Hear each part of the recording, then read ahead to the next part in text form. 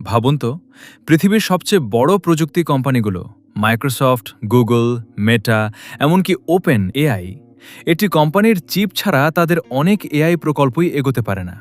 কিন্তু প্রশ্ন হলো, এনভিডিয়া আসলে কি? এটা কি শুধু একটি গেমিং কোম্পানি, নাকি এআই যুগের সবচেয়ে শক্তিশালী অস্ত্র? আজকের ভিডিওতে জানব কিভাবে ছোট্ট একটি স্টার্টআপ বিশ্বের অন্যতম মূল্যবান প্রযুক্তি কোম্পানিতে পরিণত হলো। ১৯৯৩ সালে তিনজন প্রকৌশলী একটি স্বপ্ন নিয়ে নতুন কোম্পানি শুরু করেন। তাদের একজন ছিলেন জেনসেন হোয়াং। তখন ভিডিও গেমের জনপ্রিয়তা বাড়ছিল, কিন্তু কম্পিউটারের গ্রাফিক্স ছিল খুব সীমিত। এনভিডিয়া এমন একটি প্রসেসর তৈরি করতে চাইল যা গেমকে আরও বাস্তবসম্মত করে তুলবে।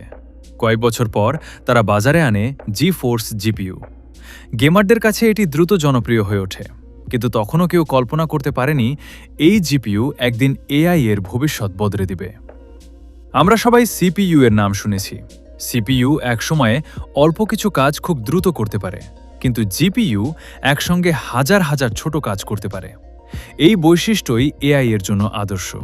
যখন একটি এআই মডেলকে কোটি কোটি ছবি, লেখা বা তথ্য থেকে শেখানো হয়, তখন বিপুল পরিমাণ গণনা করতে হয়।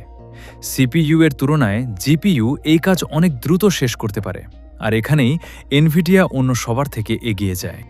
২০২২ সালের শেষ দিকে ওপেন এআই তাদের জনপ্রিয় এআই চ্যাটবট চ্যাট জিপিটি প্রকাশ করে।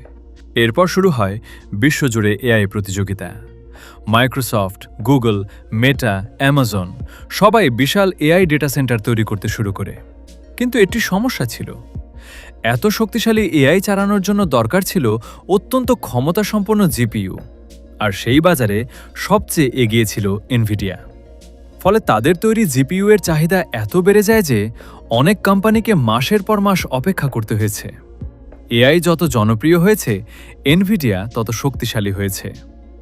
এআই এর এই চাহিদার কারণে এনভিডিয়ার আয় ও বাজার মূল্য বিস্ময়কর গতিতে বাড়তে থাকে।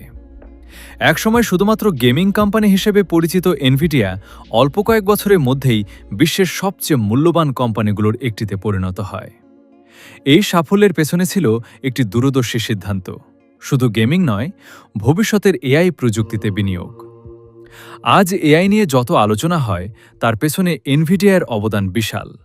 প্রশ্ন হল, ভবিষ্যতে কি এআই এর পুরো দুনিয়া এনভিডিয়ার ওপর আরও বেশি নির্ভরশীল হয়ে পড়বে, নাকি নতুন কোনো কোম্পানি তাদের চ্যালেঞ্জ জানাবে? সেটা সময় বলবে। আপনার কি মনে হয়, এনভিডিয়া কি ভবিষ্যতের সবচেয়ে শক্তিশালী প্রযুক্তি কোম্পানি হয়ে থাকবে?